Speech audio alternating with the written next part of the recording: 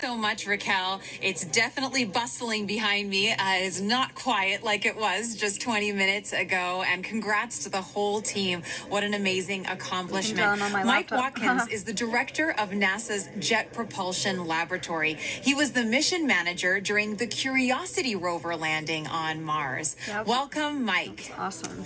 Oh, thanks. Glad to be here. You can see all my mask markings here.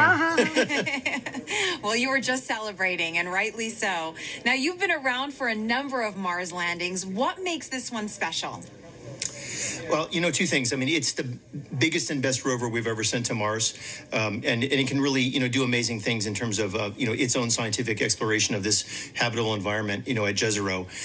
But, it's also, as you've heard today, it's the first step in Mars sample return. So really, it's not only doing its own mission, it's setting us up for a series of missions and to bring those samples back. And, a lot of the effort to develop the rover was specifically designed, for that sampling and caching system. It's one of the most complex robotic systems ever made. And, having it down safely means Mars sample return continues right on course, and we are moving forward.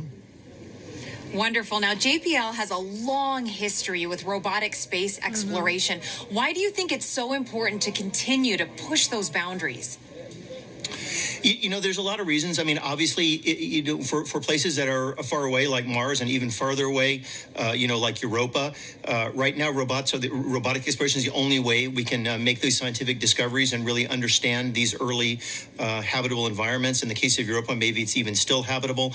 And, we're not ready to go there with astronauts yet, but the robots are ready to go there. And so we always, are forerunners and pathfinders of human exploration. And we start by sending, our eyes and arms there in the form of a robot.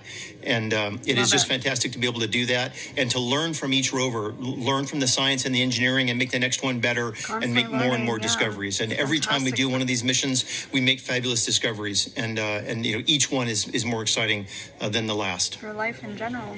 The future does look exciting. Now, as director of JPL, what would you like to say to those teams right now celebrating?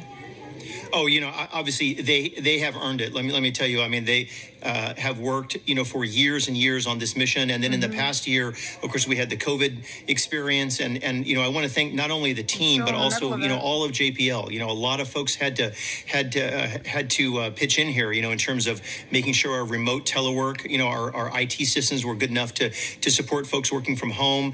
All of the folks looking at PPE and our safe distancing and reconfiguring facilities to make them safe for the employees. It's just an incredible amount of work by the entire lab, and of course, especially by this team.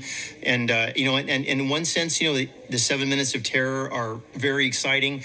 But on the other hand, the mission's just started, right? We built the mission, not to land, but actually to drive and get the samples and do other technology, demonstrations. Love it. And so, for much of the team, this part of the mission's over, but for most of the team, the mission's really just starting. And so, I think they're very excited, but, everybody, I think, can take a big, a deep breath and a sigh of relief now that we are safely down on the surface. Deep breath.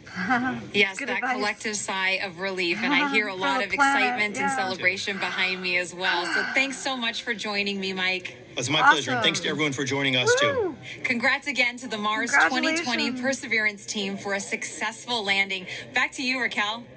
Awesome. Now, there will be a flight test coming up for the Ingenuity Mars helicopter. And if this technology experiment is successful, it would mark the first time we have taken a power-controlled flight on another planet. Amazing.